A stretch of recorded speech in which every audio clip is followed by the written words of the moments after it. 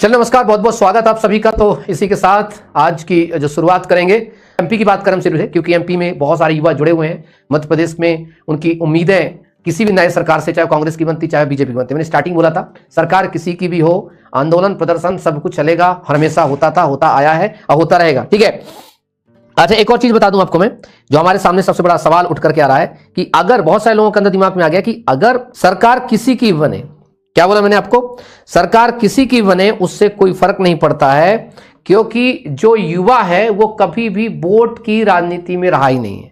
इसका मतलब है युवा कभी कोई फैक्टर नहीं था। इस बार भी चुनाव लाडली बहनों ने अच्छे तरीके से जितवाया है और उन लोगों का सबसे ज्यादा परसेंटेज रहता है जो घर के बाहर निकलकर वोटिंग करने जाते हैं। युवा तो खासकर जो है वो ज्यादा मतलब नहीं रखता, खासकर पढ़ा लिखा युवा जो है वो सिर्फ अपनी कोचिंग और तमाम चीजों में ज्यादा व्यस्त रहता है। उसको लगता है राजनीति में कुछ रखा नहीं है और वोटिंग करके कोई फायदा नहीं है। ठीक, तो फाइनली ये चीज हो गया हमारे लिए। और एक बहुत बड़ी जो चीज अपडेट, देखो आपको सबको पता है कि कांग्रेस ने साफ साफ तौर पे कहा था भाई हम पूरी भर्तियों का क्या करेंगे, दोबारा रिव्यू कराएंगे, दोबारा जांच कराएंगे। तय था कि अगर कांग्रेस आती तो ये लगभग उन्होंने अपना दे दिया था इनडायरेक्ट संकेत कि हम इन भर्तियों को दोबारा कराएंगे, मतलब जांच कराएंगे, जांच में क्या होता है आपको पता है। ठीक, लेकिन अगर बीजेपी की सरकार आई रही है, बीजेपी सरकार बनी रही है, तो पटवारी भर्ती में एक जो अहम सबसे बड़ा सवाल कि वो सारे लोग जिन जिन के ऊपर आरोप लगे हैं उनकी तहकीकात जो भी चल रही है, वो सारे कॉलेज जहां जहां जिन जिन कॉलेजों से शिकायतें उपस्थित हुई हैं उसके आधार पर जो जांच आयोग है वो अपनी रिपोर्ट के आधार पर उन कॉलेजों को बैन करेगा और साथ साथ में कुछ अभ्यर्थियों पर एफआईआर होगी। लेकिन अगर बहुत बड़े लेवल पर, मास लेवल पर अगर उनको ये चीज समझ आती तो ही रद्द करने की अनुशंसा करेगा, अन्यथा नहीं की जाएगी। अर्थात जो लोग चयनित हुए हैं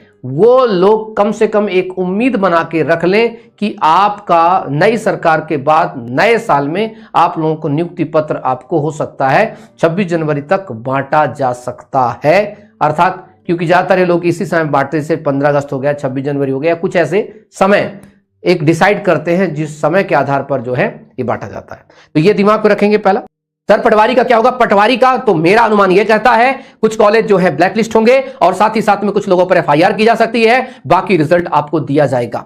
और सभी उन पटवारी चयनित अच्छे बच्चों को बधाइयां जो अपने मेहनत से पास हुए। लेकिन मैं आज भी कहता हूं उन गद्दारों को जिन्होंने फर्जी तरीके से पटवारी भर्ती में चयनित हुए हैं और फर्जी तरीके से अंदर हुए हैं, याद रखिएगा कभी भी आप पकड़े जा सकते हैं।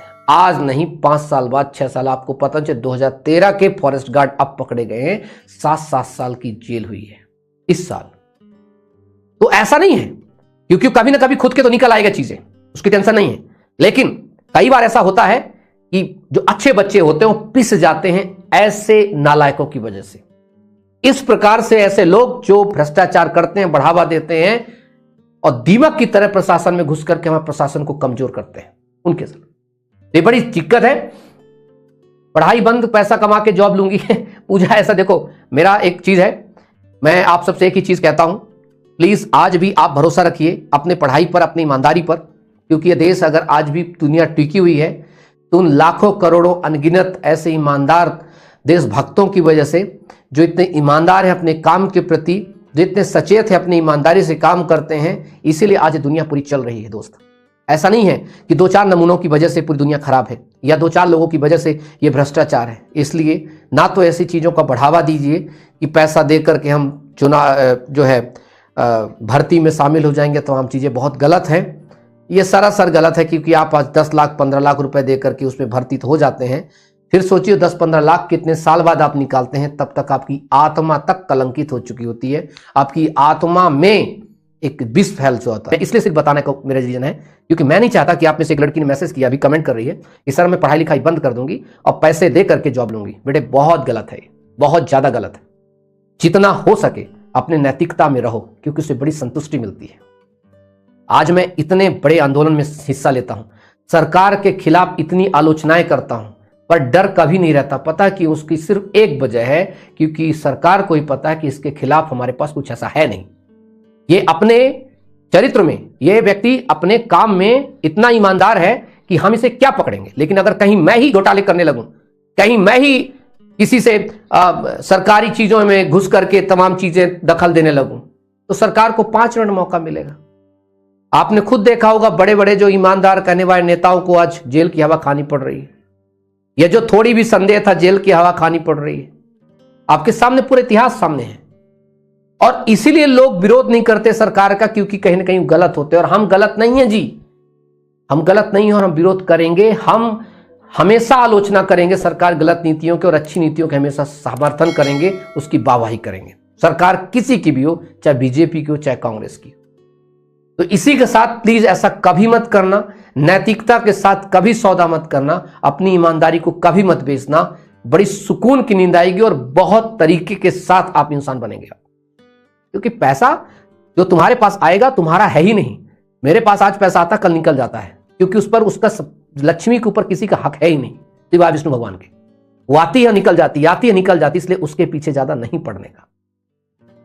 सर स्टूडेंट तो भी, हाँ सर स्टूडेंट तो वोट देते, हाँ वो आप सबको पता है जैसे कि स्टूडेंट्स जो है वोट बैंक स्टूडेंट्स का नहीं होता है। इस बार जो देखो 100 की सीधी बात है, जो राजनीति होती है वो बहुत जनता के रुझान से समझी जाती है। आप सबको पता होना चाहिए कि बीजेपी को अच्छे से पता है कि एक जनता कई प्रकार की है मध्य प्रदेश में या भारत में। एक जनता वो है जो बुद्धिजीवी है, ठीक है, और बुद्धिजीवी लोग सिर्फ बड़ी बड़ी बातें करते हैं। वो बहुत ही कम जो होता है, उनकी संख्या कम होती है, उनके वोट जो है जहां वो लोग मानते वहीं जाते हैं।